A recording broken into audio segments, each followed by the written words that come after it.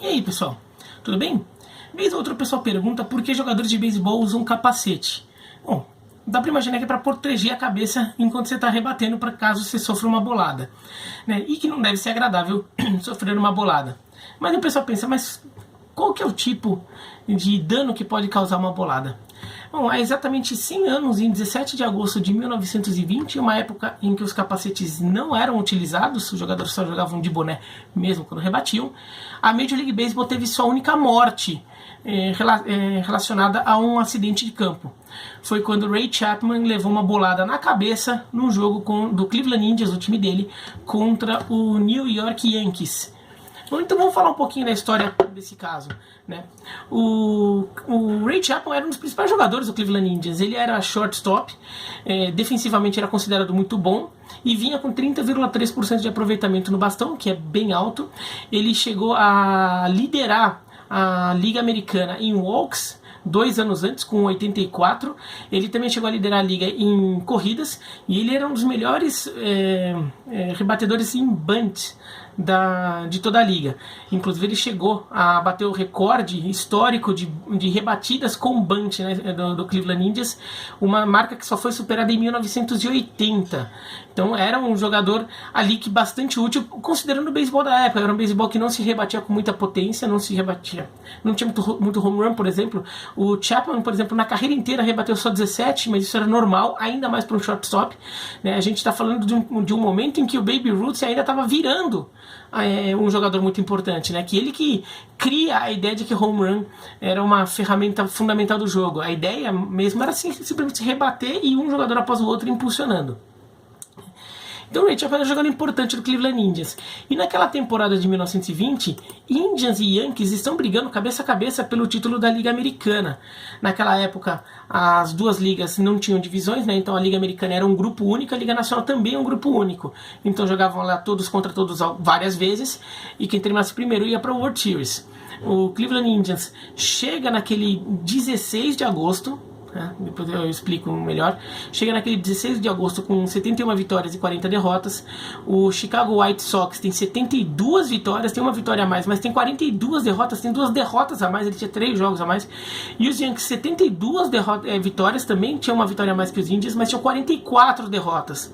Então ele também tinha 5 jogos a mais. Por isso que os Indians eram líderes, porque no aproveitamento eles ficavam na frente de White Sox e Yankees, mas eram jogos ali muito importantes, todos confrontos diretos, né? Naquele jogo de 16 de agosto, o Ray Chapman é o segundo a rebater para o Cleveland Indians, o que mostra até a importância dele, né?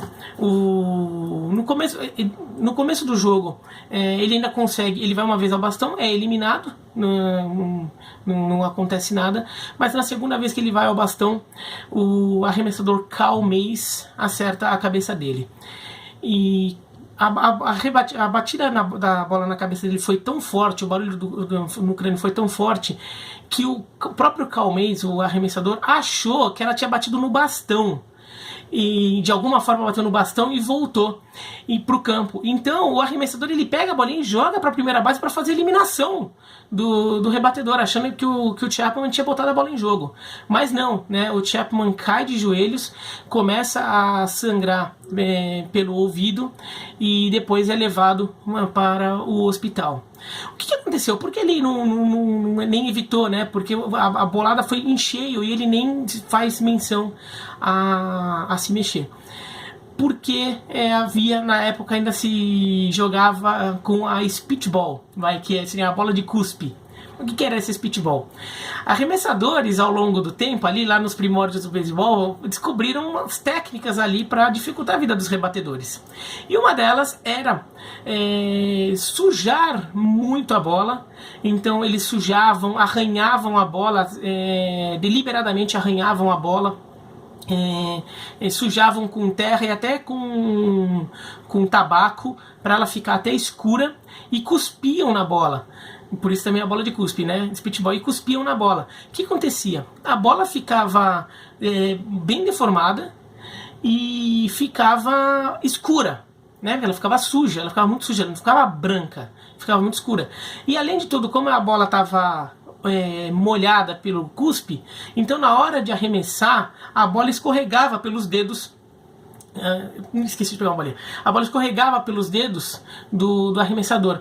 Então ela parecia que para o rebatedor que era uma bola rápida, que é aquela bola que impulsiona, acaba impulsionando assim, né? Ela parecia, mas ela escorregava nos dedos. Então ela ia sem rotação, ou seja, ela ficava muito mais errática na sua trajetória. Era como uma knuckleball de hoje. Se você quiser entender mais os arremessos, eu gravei um vídeo com o técnico da Seleção Brasileira de Arremessadores, o Thiago Caldeira, em que a gente comenta todos os tipos de arremesso, tá? Vai ficar aqui no final do vídeo o link para esse vídeo aí dos arremessadores, dos arremessos. Mas então essa bola, ela escorregava, então ela ia com muita velocidade, mas com uma trajetória errática. O rebatedor, no caso o Chapman, ele simplesmente não viu a bola.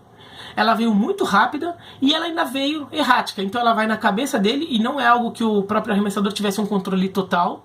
A bola vai na cabeça do Chapman e acerta ele e ele cai. Ele é levado para o hospital e depois de muitas tentativas a sua morte é declarada 12 horas depois, então já às 4h40 da manhã do dia 17, né? Então por isso que, né, esta segunda-feira que é o centenário da morte dele. O jogo foi no dia 16, mas a morte mesmo ocorreu já na madrugada do dia 17.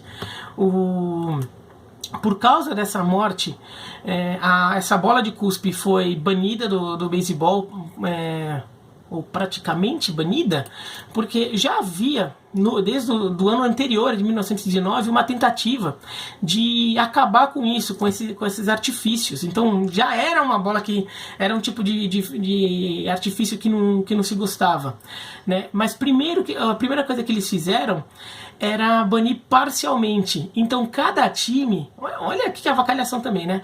Cada time podia designar uma quantidade de 2 arremessadores que poderiam usar a spitball, a bola de cuspe no jogo. Os outros não poderiam. Então ela poderia só em determinados momentos do jogo. O Cal Mays era um dos que tinha essa autorização. Depois dessa temporada de 1920, até por causa da morte do Chapman, ela foi banida com exceção de 17 arremessadores. 17 arremessadores que eram considerados grandes mestres, que haviam aprimorado a técnica e que eles tinham o domínio e por isso eles tinham o direito de continuar usando até eles se aposentarem. Tá? E daí o Cal Mays não estava nesse grupo, tá? O Cal Mays arremessador dos Yankees que arremessou a bola que acabou matando o Ray Chapman.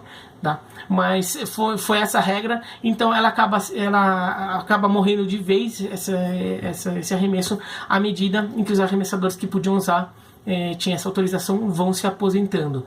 Tá? Nos anos 50, o comissário da MLB, o Ford Frick, ele chega a defender a volta desse tipo de arremesso, porque ele falou que na infância dele, tudo, ele cresceu vendo que isso era comum, era uma artimanha lá, que era interessante para o jogo, tudo, mas não passou. O capacete começou a ser mais discutido depois da morte do Chapman, né? Porque a falta de um equipamento de proteção na cabeça foi fundamental para a morte dele, porque mesmo se ele fosse acertado em cheio com o capacete, era mais difícil que ele morresse, tanto que já houve boladas no capacete depois e nenhum ocasionou em morte como a do Chapman, que já estava com um boné. Mesmo assim, o beisebol é tão conservador que demorou 30 anos para o capacete ser adotado universalmente na liga. Então foi uma coisa que começou a se discutir, começou a ser implementada aos poucos, muita gente não gostou, muita gente preferia não usar, e só depois de 30 anos é que o capacete virou algo universal na liga. Ainda bem, né? E esse processo, na verdade, a gente vive um pouco hoje, né? Até se parou de falar um pouco isso, mas há uns 3, 4 anos se falou mais sobre os arremessadores também usarem capacete, porque há casos de arremessadores que levam uma bolada rebatida que vai em direção da cabeça do arremessador, né? E teve casos de arremessadores com traumatismo craniano por causa disso.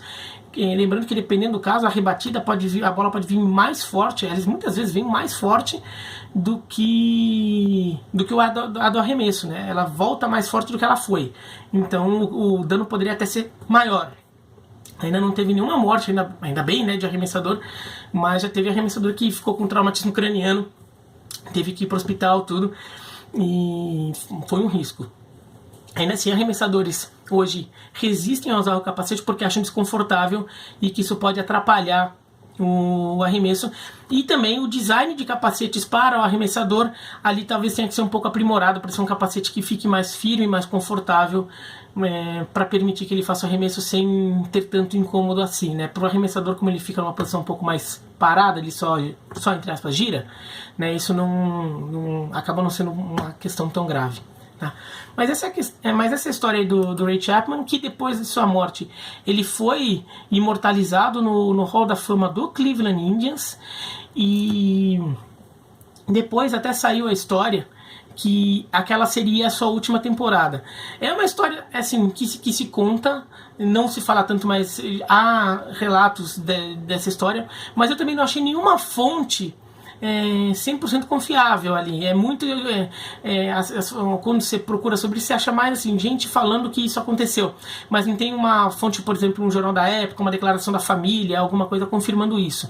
Mas o Chapman, no começo daquele ano, ele havia se casado com a filha de um comerciante importante da cidade de Cleveland, e teria dito à família que no final da temporada ele encerraria a carreira para se dedicar aos negócios da família, considerando que um jogador de beisebol, um jogador de qualquer esporte, não ganhava tanto dinheiro assim na época, né? Ser um empresário, um comerciante bem sucedido, você ganhava bem mais dinheiro, né? E que ele ajudaria nos negócios da família, numa nova família que ele estaria montando. E ele tinha 29 anos quando ele morreu. Tá? Mas então essa história aí do Ray Chapman, a única morte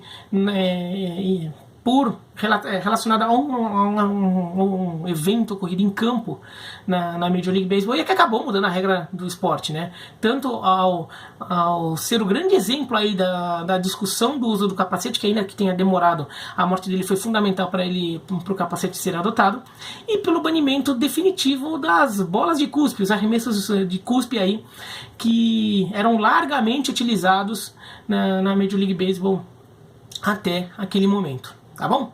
Gostou do vídeo? Dá joinha, não gostou? Se inscreve no canal, clica no sininho para receber notificação e escreve aqui embaixo qualquer coisa que vocês acharem. Tchau!